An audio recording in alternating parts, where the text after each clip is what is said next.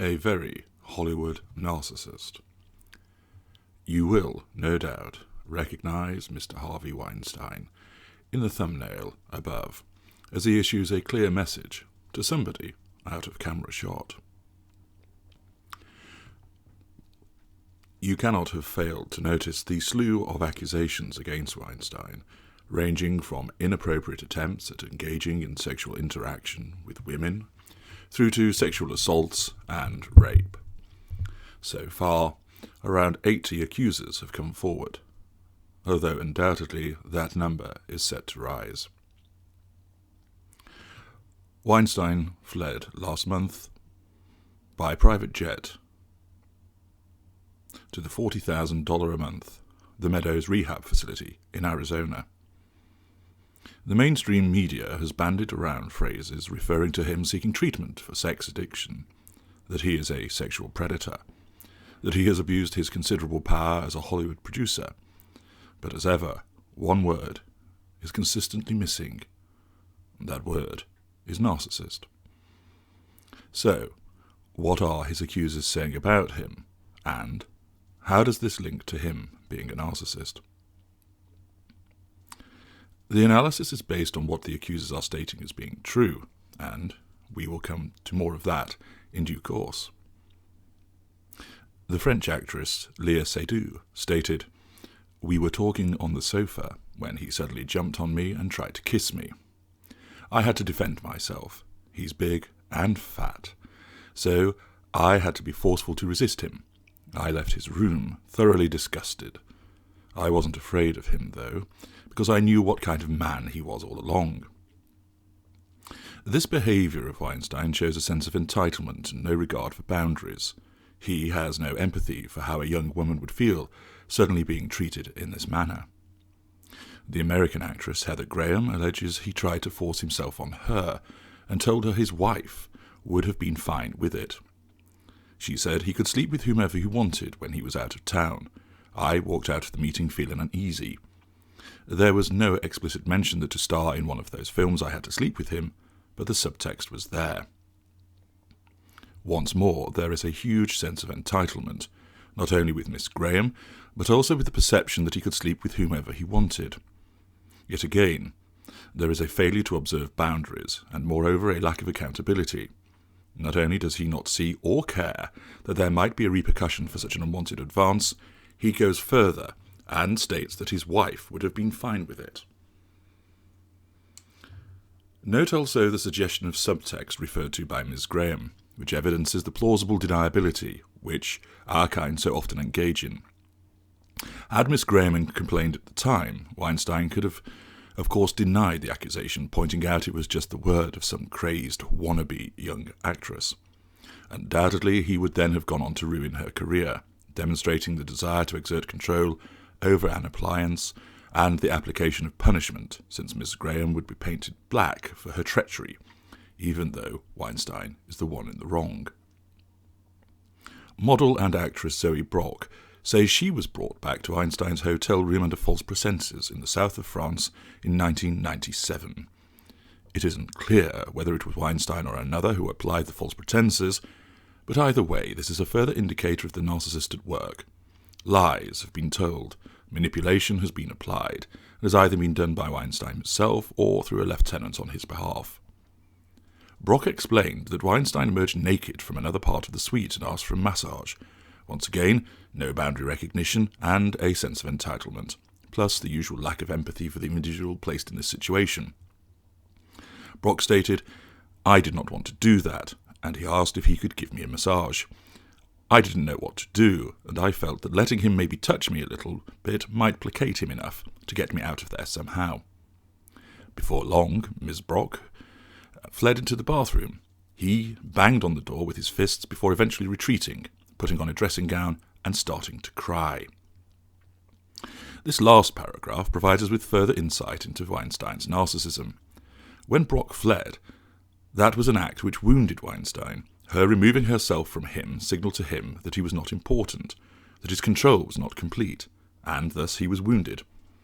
His initial response was one of ignited fury as he banged on the door with his fists, but this clearly drew no response from Ms. Brock, and more importantly, no fuel, and also wounded Weinstein further. He was forced to retreat, and, with his fuel levels being depleted by the wounding and the lack of additional fueling appliances, withdrawal was his only option. Unsettled by his plummeting fuel levels and the potential for further wounding, his self-defense mechanism shifted, and he began to cry. He was crying for himself, as a consequence of the construct now starting to fall apart, and also as a pity play, in the hope that this would lure Miss Brock into being sympathetic, and thus provide fuel to him. Italian actress and director Asia Argento's first dealing with Weinstein's company, Miramax, was when she appeared in their crime drama, B-Monkey. She says she was left alone with him in a hotel room on the French Riviera after being told she was going to a Miramax party. Argento says she reluctantly agreed to give him a massage, but he then raped her. Weinstein terrified me, and he was so big, she said. It wouldn't stop. It was a nightmare. I know he has crushed a lot of people before. That's why this story, in my case it's 20 years old, some of them are old, has never come out. Argento has not spoken out until now, saying she feared it would ruin her career to do so. Once again, there is the sense of entitlement, the lack of boundary recognition, the lack of empathy, the manipulation, the lies about the true intention, and the threat of repercussion. Note that Miss Argento refers to being aware that he has crushed a lot of people before. Therefore, not only has this behaviour been systematic, further supported by the many revelations which are now coming forward, but it also exhibits the control that Weinstein exerted over people, and as you know, control over everything is something we must have. Mira Sorvino appeared in several of Weinstein's films and has said that he sexually harassed her and tried to pressure her into having a physical relationship. She was in a hotel room with him at the Toronto International Film Festival in 1995. Ms. Sorvino explained that, "He started massaging my shoulders, which made me very uncomfortable, and then tried to get more physical, sort of chasing me around. Weeks later, she alleges he turned up to her apartment under the guise of having marketing ideas for the film. I opened the door terrified, brandishing my 20-pound Chihuahua mix in front of me, as though that would do any good. She told Weinstein her new boyfriend was on the way round, after which he apparently became dejected and left." This encounter demonstrates that once more there is the sense of entitlement, lack of boundary recognition, absence of empathy for how the victim of his behaviour would feel, a lack of accountability for his actions, manipulation and lying. Ms. Sorvino's comment about her new boyfriend being on his way around wounded Weinstein, as not only was she rejecting him, she preferred somebody else. A greater narcissist, whilst wounded by such a comment, would have kept his ignited fury in check and pressed on regardless, confident in his ability to charm and coerce to achieve the desired outcome. Weinstein, however, was wounded, and he clearly anticipated further wounding. His dejection was an attempt to gain sympathy from Ms. Sorvino, to gain fuel to address his wounding, but it failed, and thus once again he was forced to withdraw. The scale of the allegations covers not just actresses, but those who worked in the various echelons of his company. Various workers at the Weinstein Film Company have reported their unpleasant experiences dealing with Weinstein, and this includes Emily Nestor, who was a temporary front desk assistant, who explained she had to refuse the advances of Weinstein on at least a dozen occasions. This evidences his sense of omnipotence and power. Everybody is available to him, and underlines his grandiosity. He can pick whoever he wants, and they had better give him what he wants, otherwise he would punish them. Weinstein is clearly of the somatic cadre, as his modus operandi to gaining fuel and extending control over appliances is through sexual overtures. Of course, this will be dressed up as him being a sex addict, but it misses the fundamental point. Yes, he is an addict, but he is addicted to fuel, just as all of our kind are. But he uses sex as a major method of gaining this fuel. Of course, Weinstein will have sucked up the fuel at the lavish parties he threw, the glamorous ceremonies he attended, revelling in the applause and adulation from tertiary sources and non-intimate secondary sources, friends, family, and colleagues. But he wanted the more potent fuel from those he sought to make his intimate partner secondary sources. He had his wife as the intimate partner primary source, but through these various acts of infidelity, she was being devalued. And we do not know what other behaviour she has had to endure. Perhaps that will emerge over time. The money, glamour, parties, beautiful people, etc., all fit within Weinstein belonging to the somatic cadre. He is not a physically attractive man, however. Overweight, out of shape, small piggy eyes, and a face that would not look lost on the loser of a boxing bout. But of course, to certain somatics, these physical shortcomings are not a problem. Firstly, the delusional nature of his narcissism will have told him that he was an Adonis, and irresistible to these people. And as more and more victims piled up, this reinforced his notion of him being such a magnet for women. Secondly, he had his manipulative nature and the power of making or breaking people's careers as a hugely influential force to ensure that he would achieve his aims most of the time. One does not have to have the looks of Brad Pitt to be of the somatic cadre. So the evidence from his accusers, and there is plenty more among similar lines to that detailed earlier, all supports that he is a narcissist. But what does Mr. Weinstein have to say at this early stage to these allegations? First of all, let us turn to the statement that has been issued on his behalf. Weinstein's spokeswoman, Sally Hoffmeister, issued a statement in response to the allegations of sexual harassment and assault. She stated, "Any allegations of non-consensual sex are unequivocally denied by Mr. Weinstein. Mr. Weinstein has further confirmed that there were never any acts of retaliation against any women for refusing his advances. Mr. Weinstein obviously can't speak to anonymous allegations, but with respect to any women who have made allegations on the record, Mr. Weinstein believes that all of these relationships were consensual. Mr. Weinstein has begun counselling, has listened to the community, and is pursuing a better path." What does this tell us? Most telling is the admission that Mr. Weinstein believes that all of these relationships were consensual. This is noteworthy for two matters. Firstly, he is not denying the relationships took place.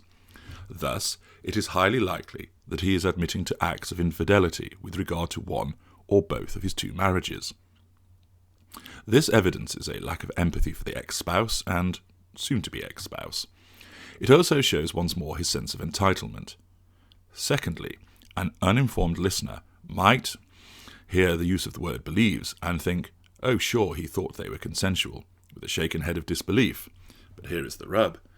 Weinstein will, from his narcissistic perspective, believed that they were consensual because he is entitled to anything he wants. No means yes, and he has to control everything. Nobody refuses him. His spokesperson naturally denied any suggestion of criminality on his part. And, as Mandy Rice Davis stated in the Profumo affair, well, he would say that, wouldn't he? But not only is this careful management by his advisers, Weinstein will believe he has done nothing wrong, because he is unaccountable in his world. The final sentence of the statement is typical deflection, and very much in the mould of, but I can change, as people are invited to consider him to be a lost and damaged soul who needs guidance and therapy. This is just facade management. However, this is what the carefully staged management spokesperson has said on his behalf. How has Mr. Weinstein responded since the explosion of these revelations? When leaving his daughter's home to get into a vehicle to whisk him away, presumably to the waiting private jet, he was reported as stating, "And you know, I've always been loyal to you guys, not like those fucking pricks who treat you like shit. I've been the good guy." This sentence packs so much of his narcissism in, it is hugely interesting. 1. I have always been loyal to you guys. He is convinced he is a decent person, and is also seeking sympathy with his comment. Further evidence of his delusions, and his bid for fuel. 2. Not like those fucking pricks who treat you like shit. Deflection by lashing out at other individuals, provocation towards the unnamed pricks. 3. Sense of victimhood. I am the decent fellow here, who has always been good to you lot, and look at how I am being treated now. 4. I've been the good guy. As ever, the facade fights to remain in place, and the obsession with being seen as a decent person continues. 5. Sense of entitlement. I have been loyal to you, and now, in my hour of need, you had better support me. 6. Sense of treachery, referring to how he is being vilified. The picture accompanying this video shows Weinstein giving the finger on both hands as he attends his lawyer's office. Hardly the behaviour of a contrite individual who has listened to the community and is pursuing a better path. No, at this juncture this was a narcissist who was fuelled. He had several supporters with him when the picture was taken. And when confronted, no doubt by a press pack, this was challenge fuel. So Weinstein, feeling fueled and confident, but needing to assert his perceived superiority, engaged in a provocative act to draw more fuel from those observing and to assert his supposed superiority. Whilst at his daughter's house, she apparently telephoned the police concerned that her father was suicidal. The repeated wounding he felt as allegation after allegation landed against him from people he regarded as loyal and under his control was smashing holes in his construct and making him feel desperate, like his world was literally caving in on him. Add to this condemnation from other members of the industry, the fact that BAFTA had suspended his membership and the Academy of Motion Picture Arts and Sciences was considering his role and condemned his behaviour. Add to that Mr. Weinstein was facing massive wounds. Rather ironically, even Hillary Clinton stated that the funds Weinstein had donated to her presidential campaign would be donated to a charity instead. Once again, members of the Brethren only look out for themselves. Little wonder that he felt suicidal and was described as being in meltdown. Starved of fuel, as hitherto unreliable appliances turned off the provision of fuel, as they turned their backs on him, he was being repeatedly wounded. No wonder he commented, "Guys, I'm not doing okay, but I'm trying. I gotta get help. I'm hanging in. I'm trying my best." For once, a statement of honesty in terms of him not doing okay. But once again, his narcissistic self-defense mechanism kicks in, as he refers to needing to get help, that he is hanging in. Brave little soldier, huh? And he was trying his best. So, of course, feel sorry for the man. Give him a break. He's realised he's made mistakes, and is going to improve himself. No, he is not. It is telling that when Weinstein met with executives of the film company before he was dismissed, he stated he wanted to go into heavy therapy and counselling in order to make a comeback. That is what matters to Weinstein, himself. He is not going into therapy to be a better person. He is doing it because he has enough awareness, and no doubt suitably advised, that this is what he ought to do. He is doing it as facade management. He is doing it in order to draw fuel as part of a massive pity play. But most of all, he is only doing it in the hope that he can stage a comeback. That is what is central to this current behaviour. The executives were not persuaded and refused his request. There is so much material that has emerged and is emerging to support the fact that Weinstein is one of us that it merits a buck. However, the most damning indictment against him, and one which reinforces what he is his utter lack of empathy. Has he truly said he is sorry? Has he truly apologised? Has he truly been contrite? No.